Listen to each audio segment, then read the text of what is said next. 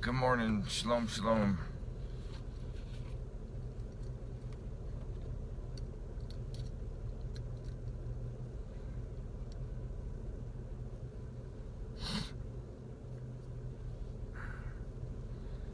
Daniel, good morning, brother. I'm going to be calling you here in a little bit after I get done with this.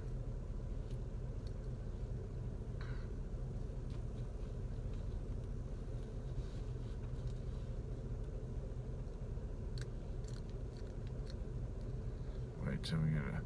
Well, it says we got a few people on here, but it ain't showing me anybody. David and Michelle, there you go. Good morning.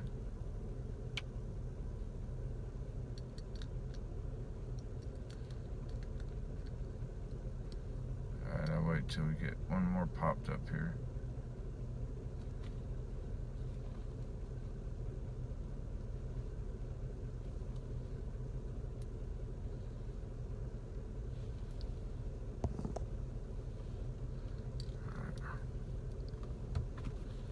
So we are on day 23, Proverbs 23.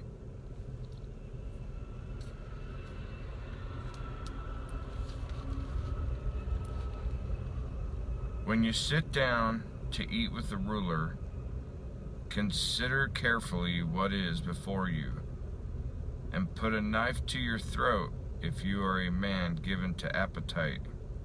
Do not desire his delicacies, for they are deceptive food. Do not overwork to be rich because of your own understanding. Cease. Will you set your eyes on that which is not? For riches certainly make themselves wings. They fly away like an eagle toward heaven. Do not eat the bread of a miser, nor desire his delicacies. For as he thinks in his heart, so is he. Eat and drink, he says to you, but his heart is not with you. The morsel you have eaten you will vomit up, and waste your pleasant words. Do not speak in the hearing of a fool, for he will despise the wisdom of your words. Do not remove the ancient landmark, nor enter the fields of the fatherless. For their Redeemer is mighty, he will plead their cause against you. Apply your heart to instruction, and your ears to words of knowledge. Do not withhold correction from a child, for if you beat him with a rod, he will not die. You shall beat him with a rod and deliver his soul from hell. My son, if your heart is wise, my heart will rejoice. Indeed, I myself, yes, my inmost being will rejoice when your lips speak right things. Do not let your heart envy sinners, but be zealous for the fear of Jehovah all the day.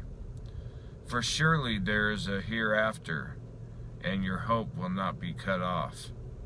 Hear, my son, and be wise.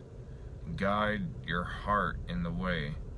Do not mix with wine-bibbers, or with gluttonous eaters of meat, for the drunkard and the glutton will come to poverty, and drowsiness will clothe a man with rags.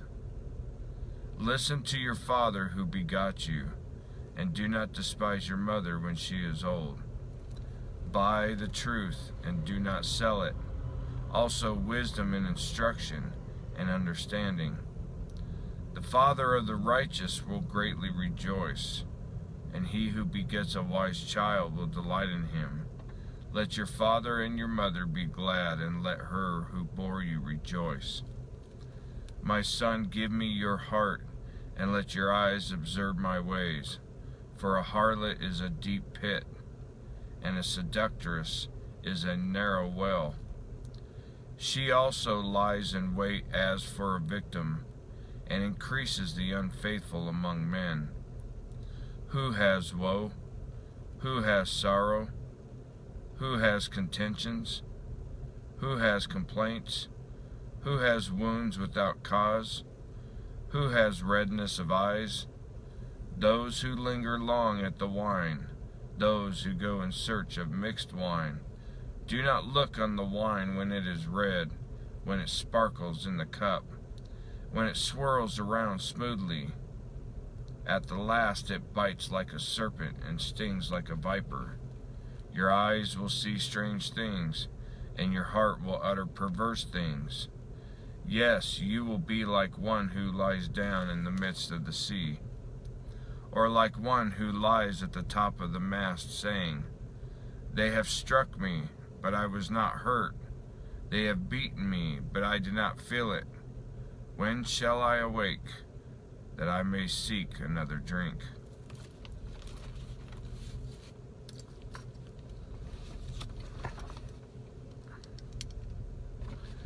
Well, being a drug and alcohol counselor, I've seen the result of that a lot in people's lives. And man, it definitely, a person who seeks alcohol, who drinks on a constant basis, all wisdom goes right out the door.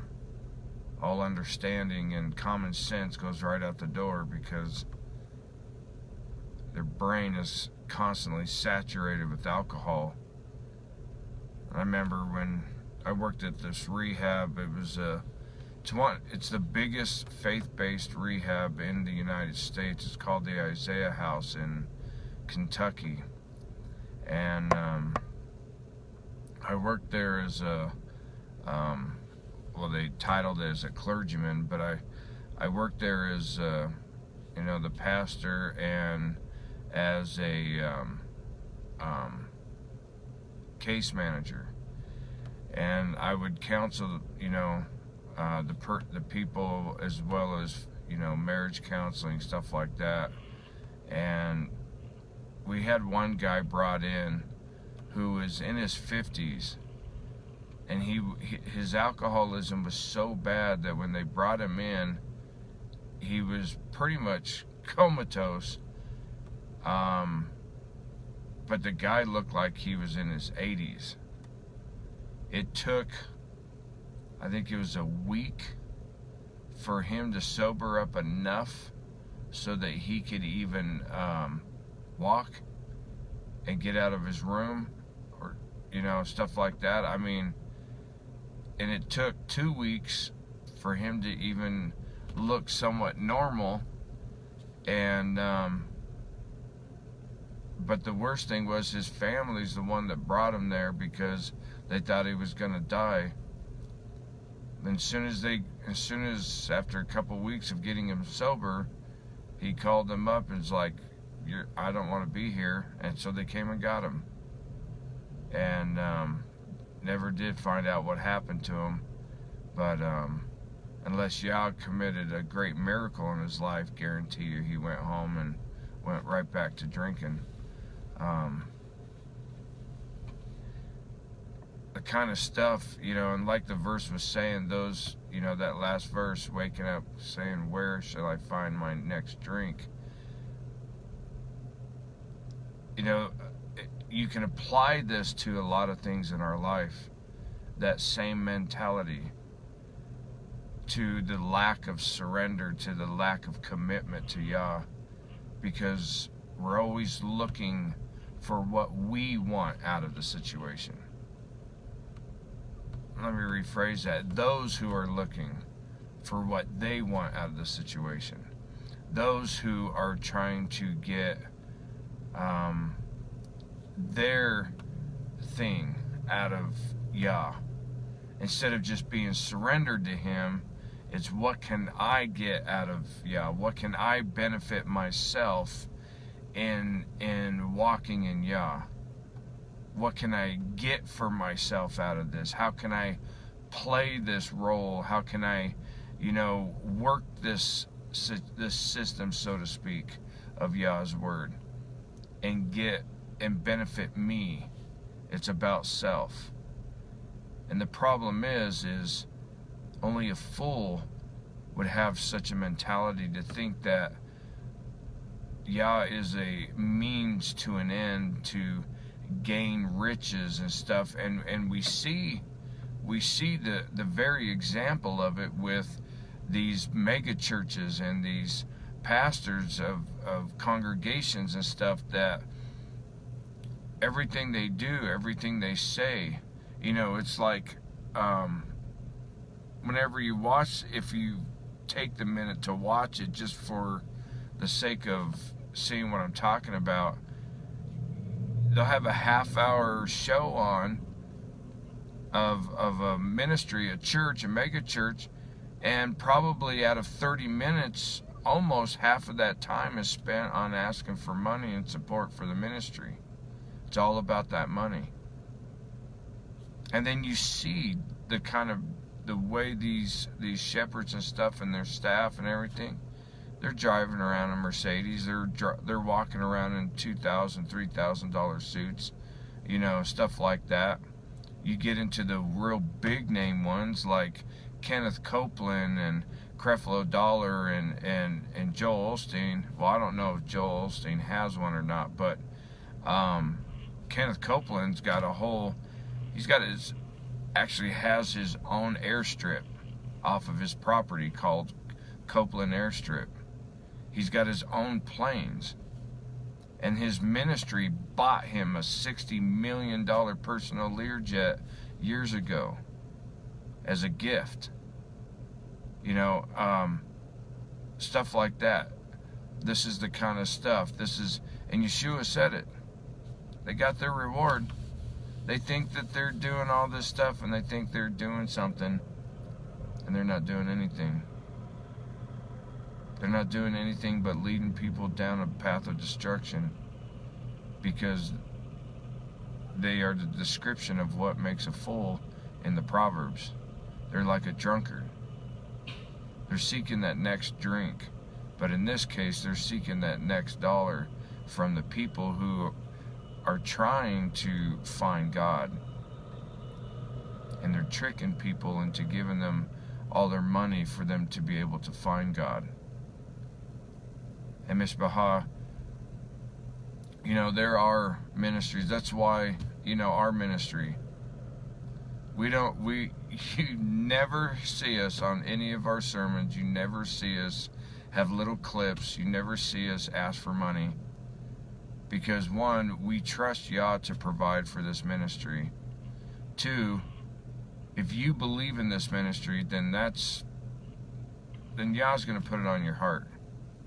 It's not going to be because you're going to get a reminder of it every time you see one of our sermons, that before or after the sermon there's a little clip of, hey, support us and do this and that and all that. That's why we don't do it. Because it's not about that. I don't get a paycheck. I don't get paid to be the pastor of this congregation and in this ministry. All my bills and everything I do, it gets paid because of my job. And that's the way, unless Yah sees fit to, Israel will be a part of it, and Yah's already opening doors for the things that he's doing so that we will be able to do full-time ministry in Israel. But that's the way it's supposed to be. Buying a 10,000 square foot house on 10 acres of land and all this other stuff, that's not what Yah allows that money for. I would never even dream about buying a house that big unless I'm planning on filling it full of people who don't have a home. I'm not buying 10,000 acres of land unless I'm planning on filling it full of Yah's people. Like one of the things that we want to do is start a kibbutz in Israel. A believer's kibbutz. First one ever in the land. And to be able to have that so that a lot of you who follow this ministry regularly, if you're able to come out for a visit, you'll have a place to come to. Or whoever Yah brings to be a part of it, or to even be able to live there, or whatever the case may be. That's what a kibbutz, it's a community where people can come and live together And there's a lot of kibbutzes all over Israel. Most of them are secular, and the ones that aren't, they're Orthodox Judaism type kibbutzes. There are no kibbutzes that are believing kibbutzes that walk in Torah and believe in Yeshua. And if Yah blesses it for us to get it open, to get one started, it'll be the first one in the land. So we're really excited about that. But Mishpachah, as you go throughout the day today, just remember, everything that we do, it's got to point to Him. It's got to be about Him, and it's got to be about being broken before Him.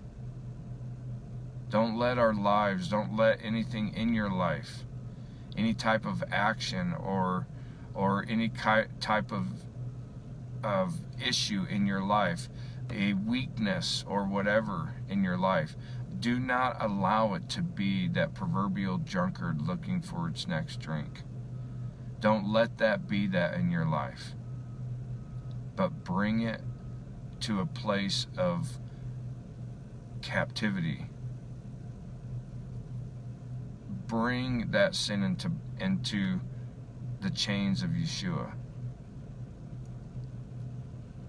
and bring it to submission, and have it and get it out of your life once and for all. Amen. So let's pray. Father, we just come to you in prayer in the precious name of Yehovah Yeshua. Abba, may we put away that proverbial drink, and for some who need to put away the literal drink, may we not have that mentality of a drunkard or gluttonous. But Father, may we have that mentality of one who is broken and surrendered to you and has nothing in his life or her life that hinders them from giving their all to you. But that they throw everything, that we all throw everything at your feet, Father. That we lay it all on the altar before you, ready to give it away, ready to give it up, ready to walk away from whatever or whoever that we need to walk away from that would hinder us in our walk with you.